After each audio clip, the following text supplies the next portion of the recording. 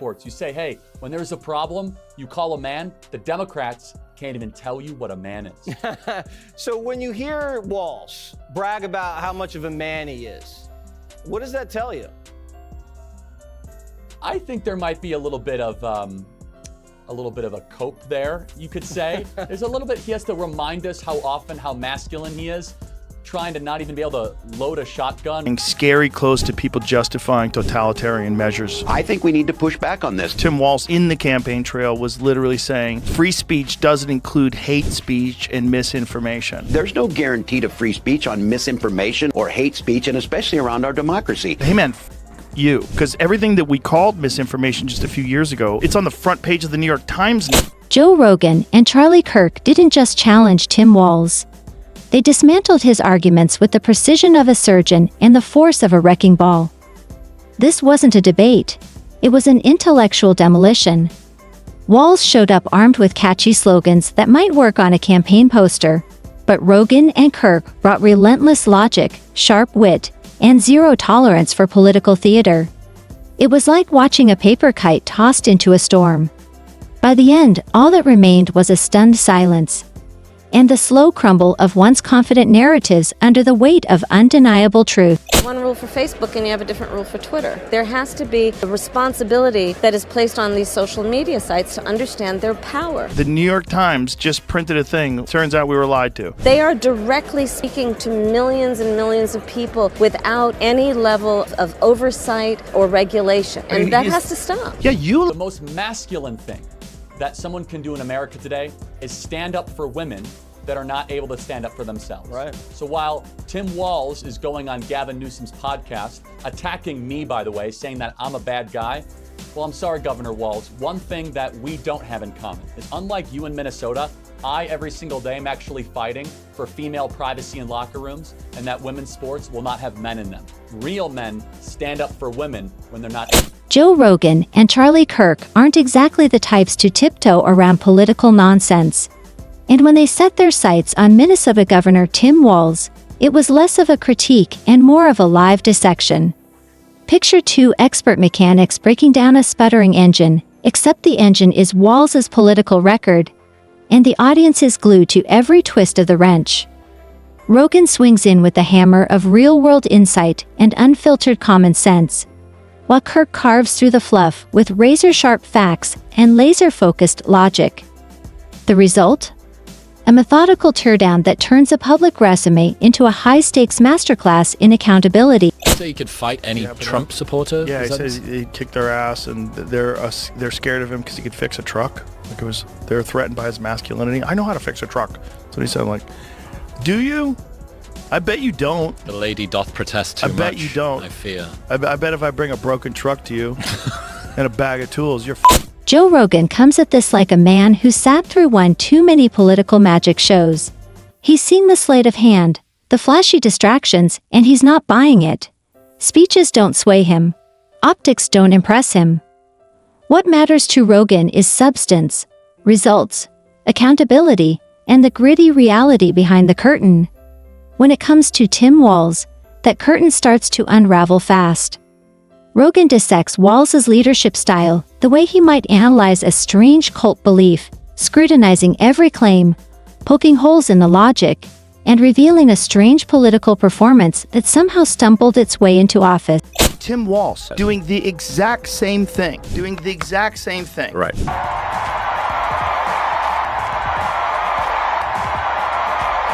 Exact same thing, and Yes. he said, of course, it's a Nazi salute. He said that. Right. We spent 3 days debating, having them trying to debate that President Musk gave a Nazi salute. Of course he did. But that is a distraction. This is how crazy things have gotten. Like, He sees a leader more concerned with looking in the mirror than looking out the window. A man fixated on perception, but oddly disconnected from the real-world impact of his decisions. Joe Rogan doesn't need to dig deep to find the absurdity. He starts by chuckling at the theatrical spectacle of Tim Walz's pandemic response. While Rogan has spent endless hours in candid conversations with doctors, scientists, and everyday Americans, gathering raw, unfiltered perspectives, Walz approached the crisis like an actor chasing applause. It was less about managing a pandemic and more about auditioning for a starring role in a political drama nobody asked to watch. Minnesota turned into a case study in contradictions, where gyms were locked tight, yet bait box stores buzzed with foot traffic like it was Black Friday. Joe Rogan doesn't just question that logic, he dismantles it with his signature blend of curiosity and cutting wit. How, he asks, does a virus supposedly steer clear of the fluorescent-lit aisles of mega retailers, but launch a full-scale assault in corner barbershops or family diners?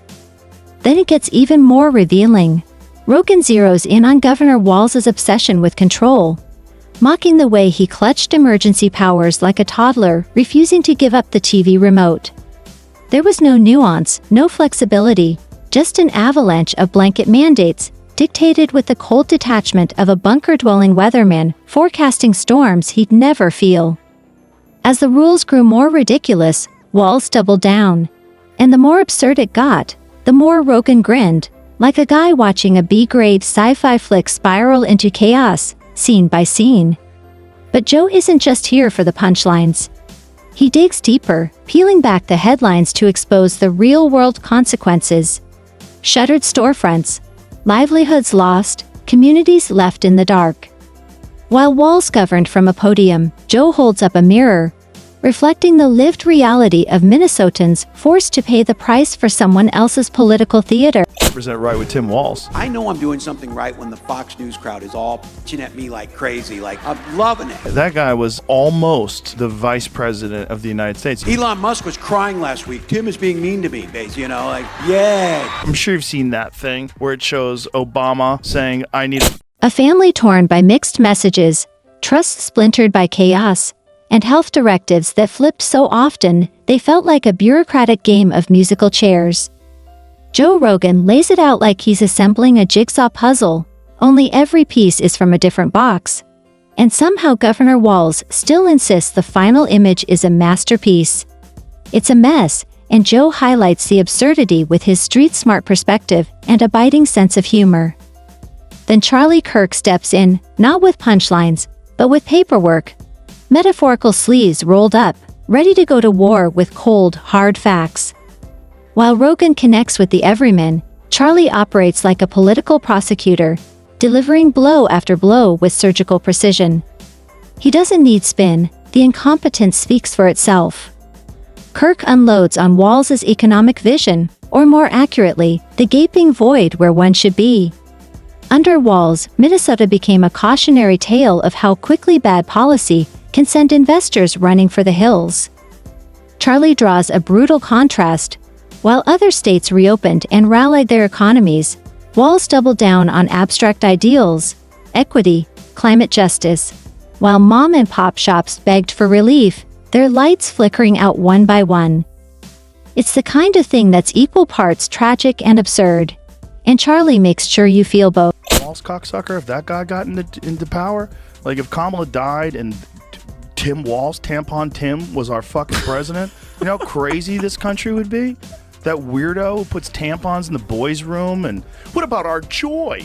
Like he's a complete pathological liar. Like a complete liar. Lied about being in Tiananmen Square, lied about being a fucking... Charlie Kirk calls it leadership by press release, where the only things multiplying are government budgets and public confusion. Bold headlines, vague promises, and behind the curtain, chaos. Then he pivots to one of the most damning chapters, Tim Walz's handling of crime. Charlie frames it like a never-ending dark comedy, only no one's laughing. Under Walz, Minnesota cities began to feel like real-time experiments in how not to manage public safety. As if criminal justice policies were pulled straight from viral tweets rather than real-world strategies. Violent crime surged. Police morale cratered. Entire neighborhoods turned into testing grounds for progressive theories with no safety net. All the while, Walz stood behind podiums preaching unity, yet governed like law enforcement was a non-essential upgrade in the software of statehood. But Charlie doesn't stop there. He digs into Walz's response to the George Floyd riots with the precision of someone who's not just analyzing policy, but exposing failure. When Minneapolis needed strength, Walz offered hesitation. When leadership demanded presence, he gave distance. Charlie paints the image with biting clarity. A man holding a fire extinguisher, but flipping through the instruction manual while the room burned. To Kirk, this wasn't just weak governance, it was a dangerous abdication of responsibility. He compares it to a substitute teacher showing up not with a lesson plan, but with a guitar, a slogan, and absolutely no control. J.D. Vance was weird. Yeah. Remember that one? And then there's just weirds everywhere. Weird. Oh, you don't want a weird guy. Meanwhile, you have Tim Walz is your super VP. weird. You don't think that guy's weird? He's weird in every way. Yeah. The way he walks, the way he waves his hands. Yeah, he reminds me of the clown emoji. He's a bizarre guy. He's a strange dude. I just don't Gives me the understand why willies, they made actually. that choice. Yeah, it gives the creeps. I just don't understand why they made that choice. There's a lot of other people that are qualified. I don't know why. I read that Kamala Harris made that. Then Charlie shifts gears and takes aim at one of the most critical failures: education. He doesn't hold back. Under Tim Walz, Minnesota schools didn't just struggle, they spiraled. Standardized test scores dropped like a stone, while political agendas filled the vacuum. Academics took a backseat, replaced by a growing obsession with ideological training. Charlie ridicules the administration's response. Instead of boosting reading comprehension or math skills, they hired more diversity officers and handed out modules on privilege journaling. Kids couldn't solve fractions, but they could tell you how guilty they were for existing. Charlie sums it up with surgical precision. Under Walz, school became a place to learn everything except the basics. The only subject thriving? Bureaucracy. Then Joe Rogan dives back into the roast like a comedian who's just been tossed the mick. He compares Walz's leadership to a low-budget survival movie, where the protagonist keeps missing the glowing exit signs while chaos closes in. Joe paints a hilarious yet painfully accurate picture. Walz is the guy who spends 10 minutes composing an email about safety protocol while someone lies crumpled at the bottom of a staircase. He's always chasing the optics, never the outcome. Rogan weaves in the cultural critique too, pointing out how politicians like Walz are so desperate to trend on the right feeds, they forget the people who actually put them in office and who they were elected to serve. And they bring in this other guy who's radical from Minnesota. That's the vice president, who he believes a lot of wild things. One of them is transgender surgery for people who are under 13. Another one is abortion up until 9 months. Ooh. Yeah. He changed the Minnesota state flag to make it look like the Somali flag. That stuff scares them. Tim Walz governs like he's trying to go viral, not actually govern.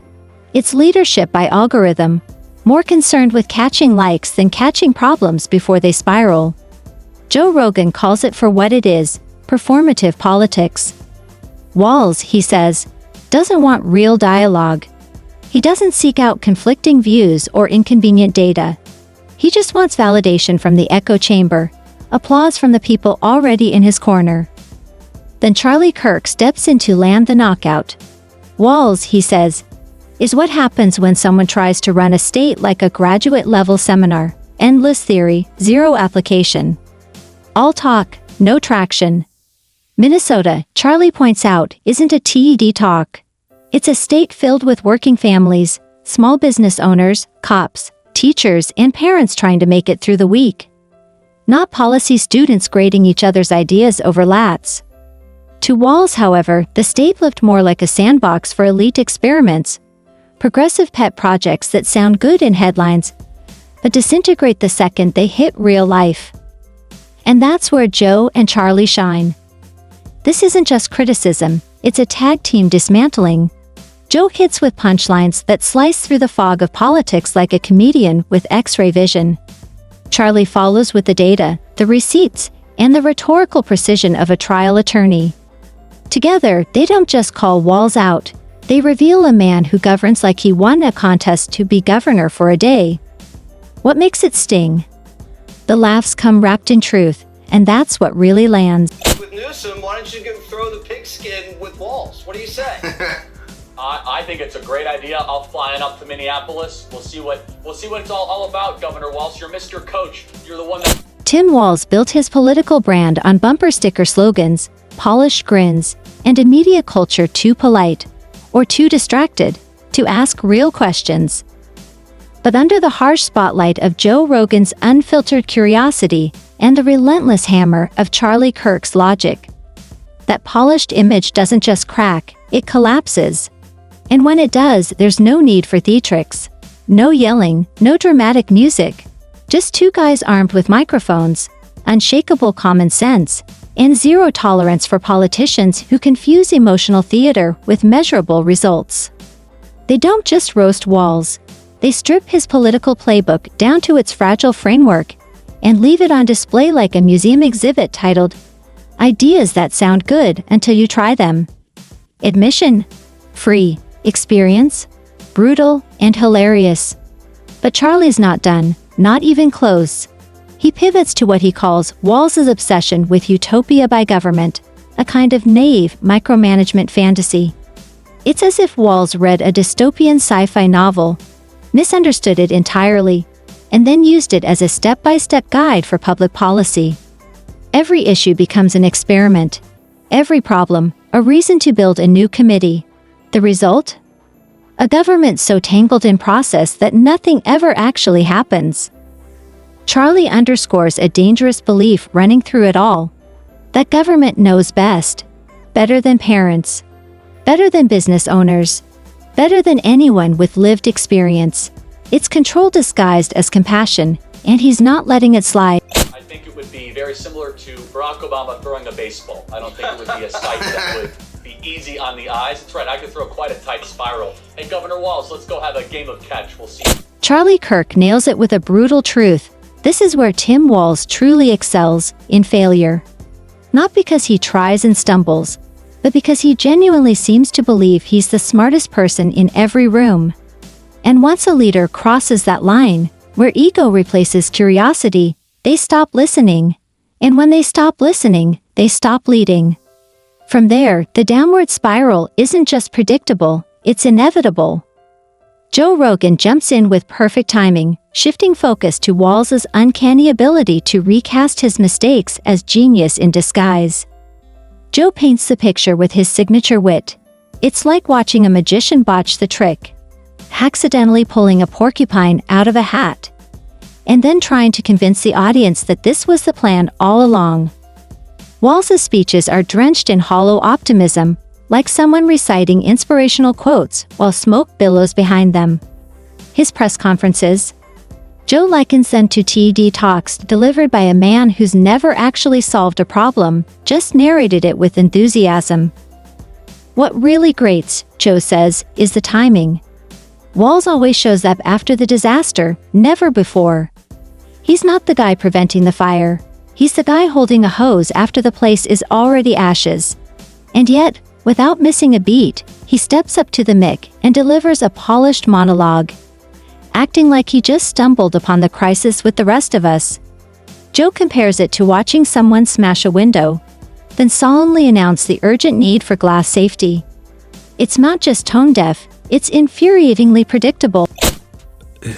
Just weird and how avoidable it was. 100% avoidable, but pathological liars, people that are habitual liars, they just lie all the time. Charlie sets his sights on one of Tim Walz's most consistent political moves, never taking responsibility. According to Charlie, Walz practically has a PhD in blame deflection. Every time something goes sideways, he finds a new scapegoat. The federal government, local officials, climate change, Mercury in retrograde, anyone or anything but himself. Charlie quips that if Walz tripped over his own shoelaces, he'd hold a press conference blaming the footwear industry and propose a statewide task force to reevaluate how Minnesotans walk. Accountability, Charlie says, is just a decorative word in Walz's vocabulary, something he dusts off when the cameras are rolling, then tosses back in the drawer the moment they stop. Joe Rogan jumps in, swinging at the growing disconnect between Walz and the people he's supposed to serve. There's no empathy, no real grasp of what working-class Minnesotans face. It's all viewed through the warped lens of advisors, headlines, and whatever's trending online. Joe compares it to running a farm based on Yelp reviews. Everything looks clean and curated from the outside, But step inside and it's chaos. Cognitive decline problems at his age, but at her age, she's just dumb. Biden and I think Biden I was saying saying, that I on need your, a vice president dumber than me. great. Kamala Harris may be the dumbest person ever elected vice president in American history. It's so Kamala, and perfect. Kamala saying, I need a vice president dumber than me. And it's Walz. Men have tampons. We have a lot of accomplishment. We haven't taken adequate credit for it, frankly. We got to do a better job of getting the word out about what we have accomplished and who did it. You got to lose because we got to break. Tim Walz isn't so much the governor of Minnesota as he is the governor of press conferences. He doesn't lead the people, he manages the optics. More concerned with crafting narratives than delivering results, Walz has mastered the art of political misdirection. His signature move: turning full-blown policy disasters into softly spoken soundbites, as if whispering failure somehow makes it more acceptable. But no amount of calm delivery can mask the reality on the ground. Minnesota, once a state known for stability and strength, has morphed into a living case study in how not to govern. It's less a functioning state and more a set piece for Walz's ongoing seminar in misguided leadership. Rogan and Kirk don't just deliver a roast, they perform a full-blown political autopsy. The cause of death? Too much top-down control, not enough real-world awareness, and a governor who mistook his authority for actual progress.